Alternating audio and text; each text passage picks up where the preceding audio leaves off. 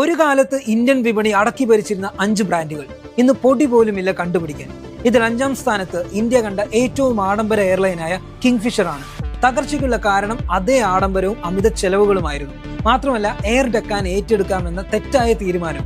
അങ്ങനെ ഏകദേശം 9,000 കോടി കടം വന്നതോടെ തിരിച്ചടയ്ക്കാൻ പറ്റാതെ കമ്പനി പൂട്ടുകയായിരുന്നു. രണ്ടാമത്തെ ബ്രാൻഡ് നമ്മളെല്ലാവരുടെയും ഇഷ്ട ബ്രാൻഡാണ് ബിഗ് ബസാർ. അവരുടെ തകർച്ചയ്ക്കുള്ള വലിയ കാരണത്തിലൊന്ന് അമിതമായി പണം കടമെടുത്ത് പുതിയ ഷോറൂമുകൾ ഓപ്പൺ ചെയ്തതിലായിരുന്നു. ഒപ്പം ആമസോൺ, ഫ്ലിപ്കാർട്ട് പോലുള്ള ഓൺലൈൻ കമ്പനികളോട് മത്സരിക്കാനും കഴിഞ്ഞില്ല. മൂന്നാമത്തെ കമ്പനി 25 വർഷത്തോളം ഇന്ത്യയിലെ തന്നെ ഏറ്റവും മികച്ച വിമാന കമ്പനിയായിരുന്ന ജെറ്റ് എയർവേസ് ആണ്.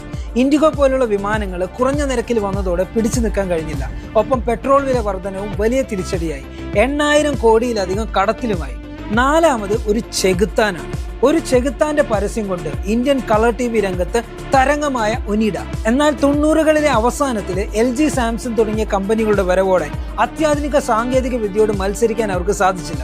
അങ്ങനെ ഒനിഡ എന്ന ബ്രാൻഡിന് വിപണിയിലെ പ്രീമിയം സ്ഥാനം നഷ്ടമാവുകയും ചെറിയ ബ്രാൻഡായി മാറുകയും ചെയ്തു. ഇനി 5ാമത്തെ ബ്രാൻഡ്, അത് ഞാൻ പറയുന്നില്ല, നിങ്ങൾക്കറിയുന്ന ഒരു ബ്രാൻഡ് നിങ്ങൾ കമന്റ് ചെയ്യും.